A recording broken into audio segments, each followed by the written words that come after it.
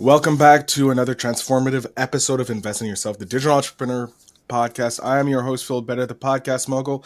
And if you're looking to launch, monetize, or grow a podcast in less time than it takes to order a coffee, make sure you stay to the end of the episode to hear more about that. But today we're going to dive into the world of productivity, leadership, and achieving your most ambitious goals with an expert who's dedicated to helping high achievers thrive, not just survive.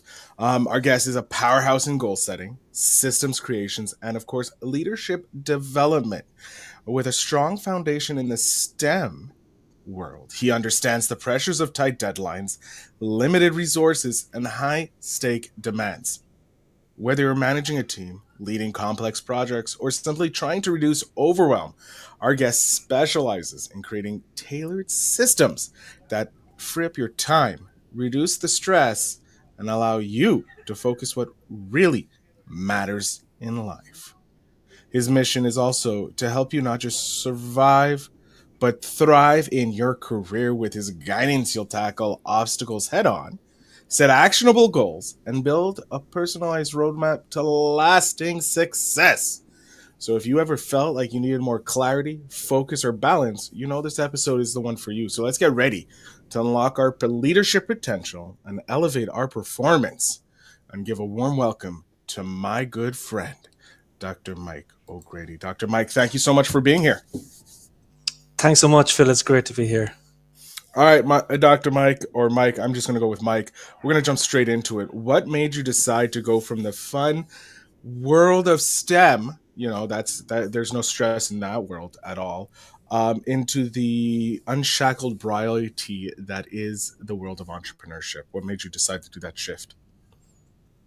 I think a large portion of it was, to be honest, to have more control of my own time and to be able to bring my own skills that I've developed over the years to make a bigger impact. And my career up to now has been fantastic, but I feel like there's so much more I can offer to the world, and the path of entrepreneurship is, I believe, the best way to do that. So when you're working in the world of STEM, which of course is known to be a little high pressured and there's some stress because you got all that fancy stuff you have to do with, you obviously had to figure out how to free up your time, which is obviously the basis of what you're going into, what your business is about. You obviously practice what you preach. When did the development of this system to use systems, set achievable goals, in essence, create machines to free up your time, or systems to free up your time? How did that come about? And when did you start, noticing it was a powerful tool? In my most recent role, I was a systems manager in a construction company, and I stepped into that world from a completely different industry, which were medical devices and semiconductor technology. Stepping into construction industry was a completely new environment for me, and my challenge was at that time to bring in different management systems to help us as a company achieve some of the international standards for quality, health and safety, and environmental, but not only achieving those standards, but helping the company run more efficiently as well. And so over a period of years, as I was doing that, I was learning how to make my time more effective and learning how the operations of the business works. And so accumulating that knowledge and having that hands-on practical skills over time, I was able to achieve NSAI, or international accreditation, for the company. So that was something that then allowed us to be able to attract better business, achieve higher revenue, and run more efficiently, which meant that the people working in the company were able to do their jobs more effectively, enjoy their work more. And me personally as well, I was able to, over time, work on some higher level tasks and projects that I always had in my mind but never had the time to do it. And by learning the skill of building systems and freeing up time, I was able to package them and set up maintenance systems where I could then run those in a shorter amount of time and free up bandwidth and space to work on higher value projects for the company. And obviously, once you created those systems and the maintenance work for it, in essence, your job in that department is just now you're just a janitor because you're making sure everything's working fine in that, and while you're working on the higher level tasks. When your management or your superiors saw you doing this, what was their reaction? Were there hesitancies to it? Because obviously, changing up decades and centuries worth of how we do things to the new age of stuff can be terrifying for those old school thinkers. Were your management and upper levels, were they open minded enough to see how the benefit of it, or because you have set up the things during the time, you got them used to that change? I was very fortunate that the business owner was very open minded to me taking control of how the systems should be developed and grow and implemented within the company. So it was a company of about, at the time, maybe 25 to 30 people, maybe around that. And since then, it's doubled in size and revenue has increased significantly since then. And so I believe that having those systems has allowed us to be able to give us stability to grow in size, to be able to deliver a high quality service to our clients consistently. And that allowed the business owner then to free up things in his own mind that was causing him stress all of the time. And that was one of the reasons why he brought me in at the time, because he saw that I had a skill set from another industry and he intentionally wanted to bring someone in that could see things with a fresh pair of eyes. And so that was that was good that he was open to doing that, and he was patient enough for me to learn a new industry and apply the skills that I learned in other industries into the construction industry. And because of his patience over time, I was able to learn and implement what he wanted. Um, and now looking back, like, he doesn't have the same worry or the same level of stress that he had when I started, and that's allowed him to step back from the business. He's very much still involved, um, but it has allowed us to attract better talent into the business that can drive, again, higher value projects than would have been possible if some of those systems were never uh, implemented in the first place. You mentioned something that I want to touch on because I think it's very important, is the fresh eyes you brought to it. Considering you came from like the medical field, which kind of has like nothing to do with construction, other than you hire the construction people to build the hospitals and the places where medical people work. That's the closest you come to interacting with those two fields. But bringing in that perspective, because you had that analytical business type of thing and you had to do use systems because it's so much simpler, because there's a lot of technical stuff when you're building those systems over in the medical fields. You have more rigors in that.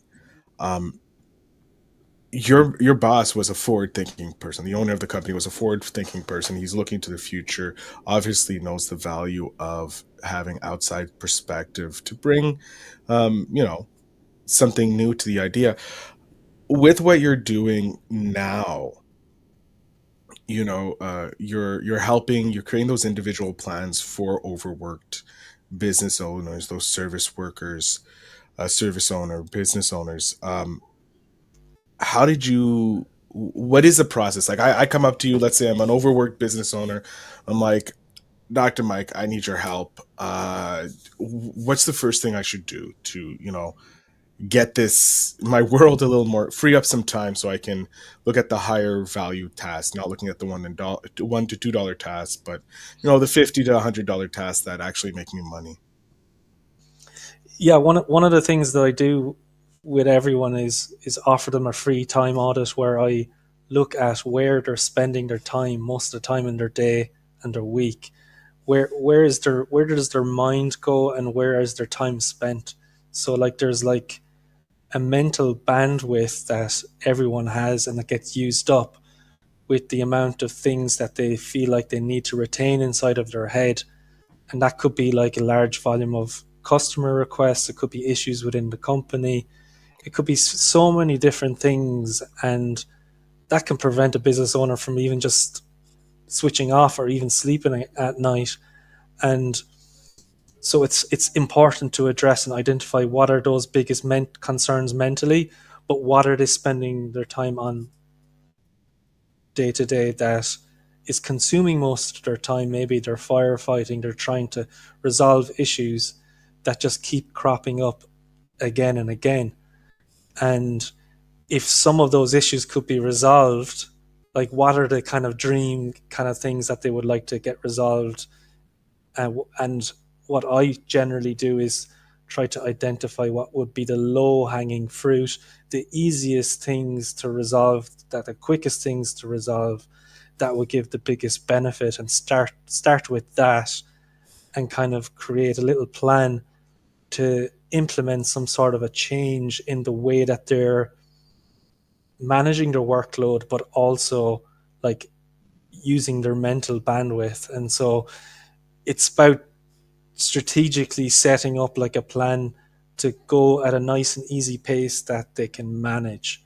And that's kind of the general strategy of how I go about it.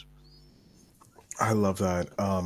Just taking it slowly, looking at what's costing money versus what's making money, and slow and steady wins the race. I want to look at your leadership technique, because leadership is obviously about failure, because you can't learn unless you fail. You can't do a task, and you can't teach a task unless you failed at the task.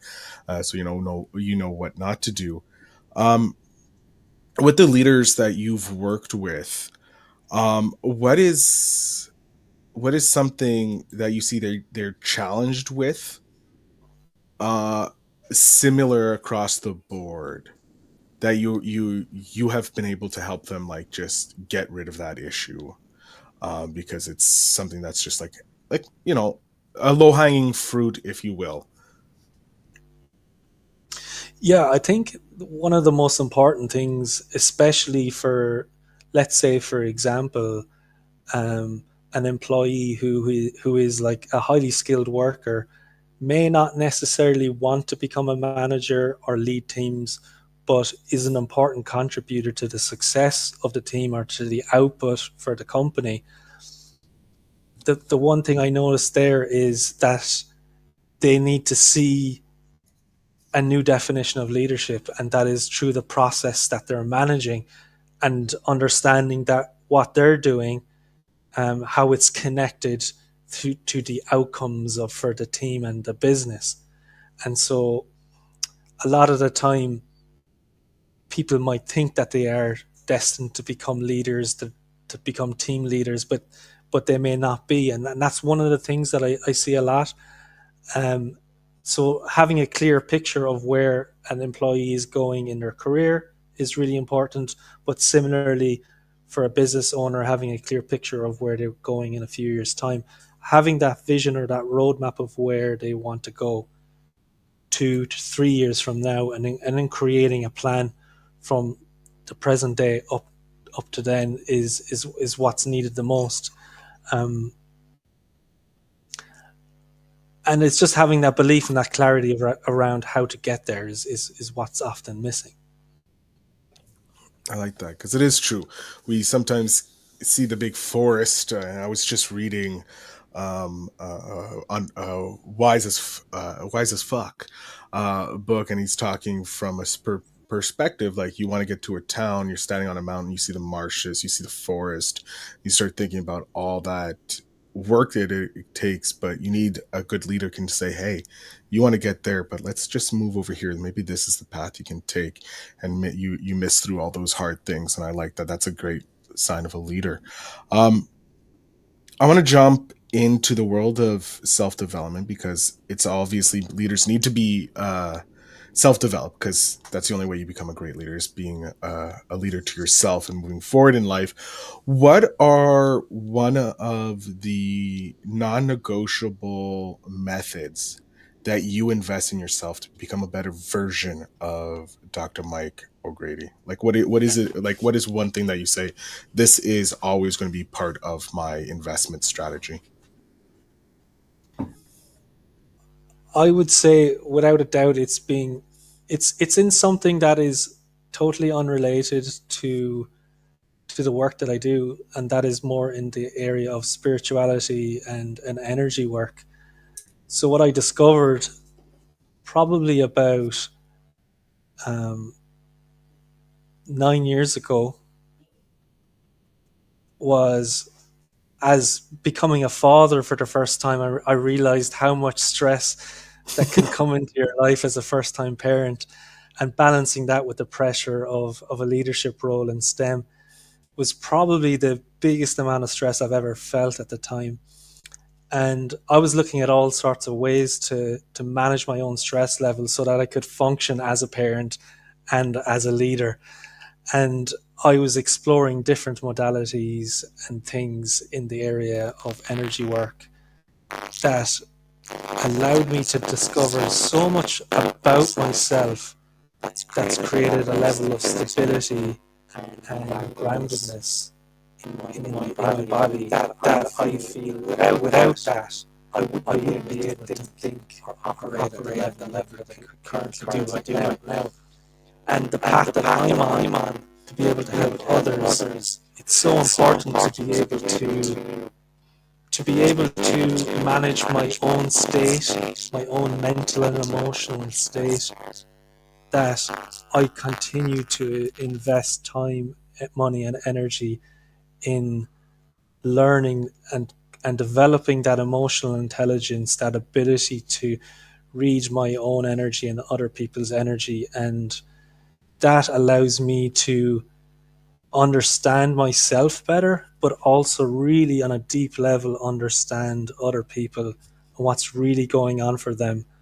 Um, and so it just brings more depth to my life to be able to have that, even with my own kids and my family, but also with the people that I work with. And so it's something that I will never take away. I will always be doing for the rest of my life. Um, it's really hard to describe how important it is, but it's just a magical ingredient that I feel that if I could give to someone and go, this is, if you had this one thing, like, it would spark an amazing amount of clarity and creativity and joy in your life. Yeah, that's, I hope, hopefully that makes sense what I'm saying. It does, because I've recently also been on a spiritual path. Not due to fatherhood, but I do have a nephew that is like a son to me. I'm his godfather, so kind of fatherhood, if you will. Um, and as I look to be a better version of myself for him, to be the version of an uncle that I wish, I do see myself, trying to figure out stuff, becoming more spiritual, understanding the emotional side of life, because children are nothing but emotions. That's what I've learned. Children are nothing but emotions, and you need to understand your emotions to be able to, you know, work with them. And that has helped me dramatically in my business, because people connect so rapidly. And again, also with my interviews, because I understand where my guests are coming from on those points. Dr. Mike, I want to know, where do you see yourself in 10 years? What is the Dr. Mike doing in 10 years from now? Oh, 10 years seems so far away to be able to see where I'll be then. But what I would love to be able to do is to have my own team where I my business is freeing up people's time in their day, um, or in a business.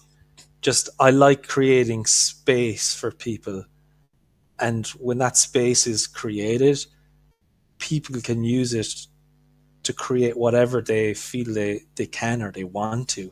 it's giving people that choice to break out of the patterns that they're stuck in from day to day, whether you're an employee, a leader, or a business owner. And so I want to be able to do that on a larger scale.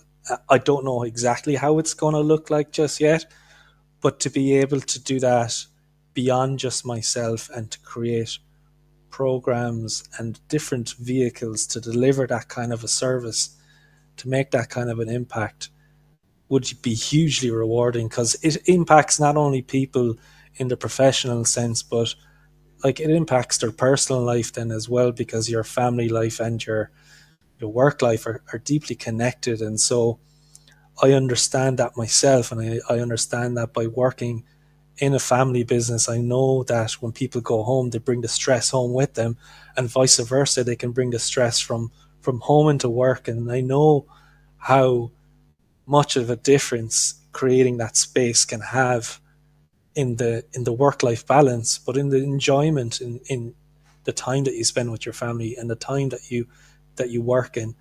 Like, I really do believe it's important to enjoy what you do, and that's the ultimate goal, is to be able to create that space so people can really truly enjoy what they're working in. I want to see that happen for you because it's 100% a goal that I love. I love seeing people have more free time to do things that they love, and having systems in place that you can help them set up and understand how to be a leader. Um, I want to go back to leadership because this is something that's really important. Because you come from STEM, which is a background that allows you a unique perspective on problem solving, right? So I want to know, how does translating those skills to leadership strategy work across the different industries? Because you work in different industries, right? You're a smart man. You work in STEM, or you got a doctor before your name. You're smart. We know that. But how do you take those ideas and transform them into leadership strategies using different industries? I think one of the important things to do is to extract what the kind of underlying principles are behind your thinking and decision making in one industry, and testing them and seeing if they apply in another industry. Um, I'm trying to think of an example. Like, it's very it's very difficult for me to think of an example, but It's fine. I know you're kind of on. I'm putting you on a spot here. Let's take a look at um, what is what is one of the techniques you use in STEM, right, to help leaders grow in this aspect, become better leader, and have better leadership. yeah. So if for example, I'm the goal is that we want to free up someone's time, one of the things that you'll do is look at what is the kind of main issue that keeps cropping up. Something that is either costing a lot of time, money or resources. And it's basically doing like a root cause investigation of why is this problem happening? What's actually causing it? Are is this problem appearing in other areas of the business? Because it might not just be appearing here. So these are the kind of general questions that you could be asking. Once you identify what the actual root cause is, you can then come up with a hypothesis around what the solution is, and then you can go test that solution to see if the issue goes away or not, and kind of monitor it over time to see, does your solution work. And that's the kind of general idea around trying to stop the things that are causing issues, like constant firefighting and getting pulled into things that distract you from the work that you want to be doing.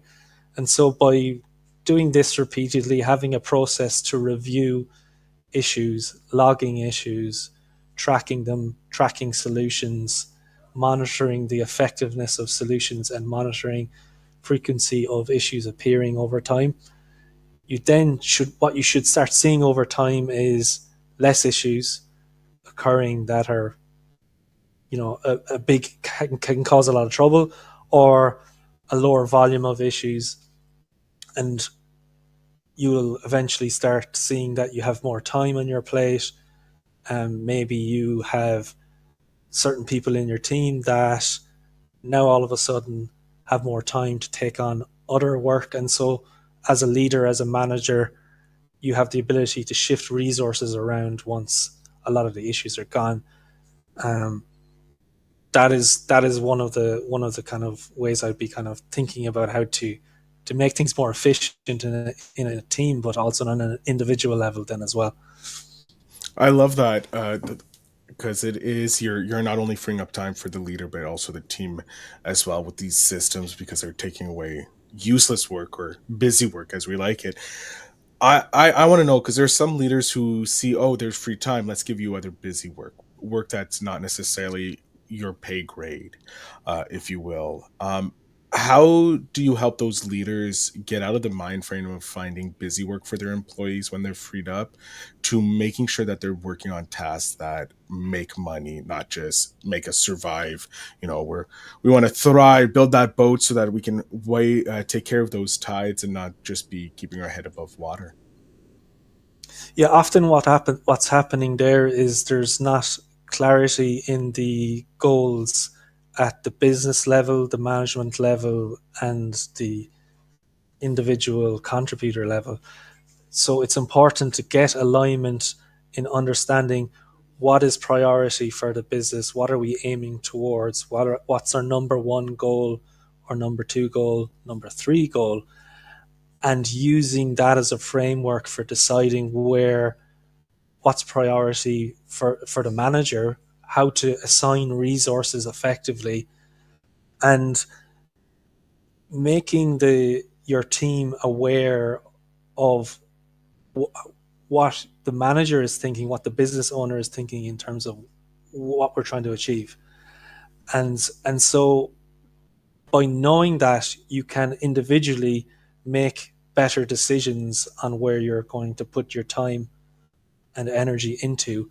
And it means that when you focus on one aspect or one project first ahead of another, it's because you understand what's priority for the manager and the business owner, and there's like a straight line, there's alignment between all of you. If you don't have that, the things like you said can happen where you end up working on things which are need to be done, but they're not the most important things in terms of the business goals. And so you do need to have a conversation. If you're like the manager, you need to have that with the business owner, and if you have your own manager, you need to have that alignment conversation to make sure you're both working off the same hymn sheet. um, that's probably one of the most important things to get right from the start, because if you don't have that alignment, it's going to create issues. And so make sure that that is there. It's so important. I love this is because you're talking to both business owners who already have a team and have management in place, but also to those entrepreneurs, those solopreneurs who are just branching into hiring their first employee. Right? They need to be clear on their leadership, and this is a great episode for them to pay attention. We are coming to the end, so I'm going to get you to hit on the last question. My favorite question, actually, of all my guests, because it harkens back to the little person inside us all. So, Dr. Mike, I want to know, I got your 10-year-old self right beside me. What's one piece of life advice, business advice, love advice, whatever you would like, what kind of advice you would love to send back to your 10-year-old self so that they could, have a bit of an easier, simpler way of life?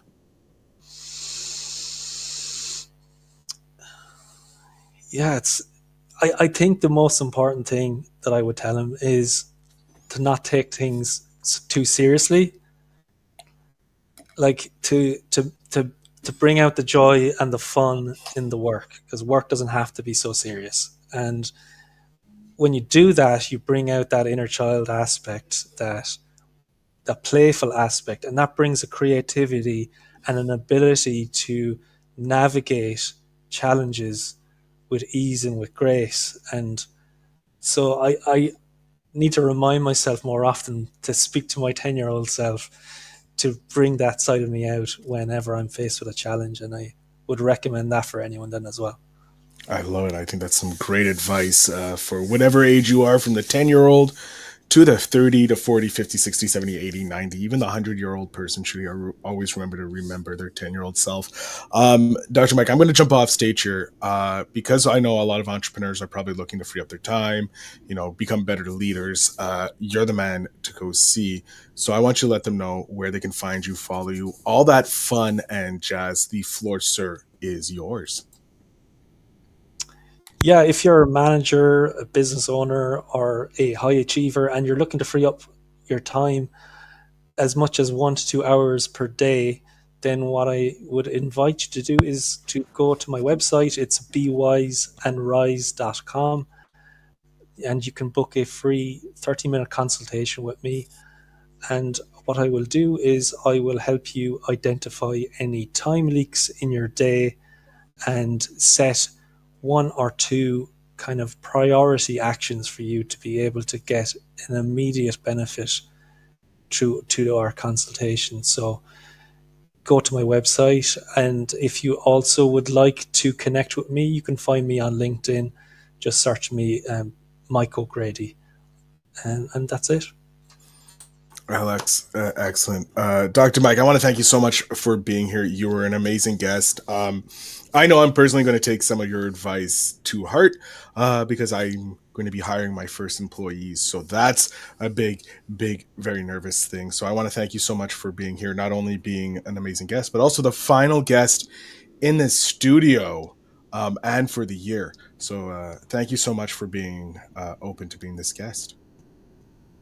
It was great. Thank you so much, Phil.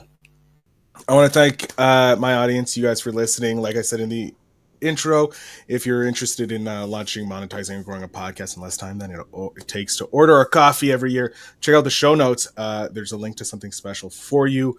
But I want to thank you for listening. Thank you for being here. And as always, remember to invest in yourself.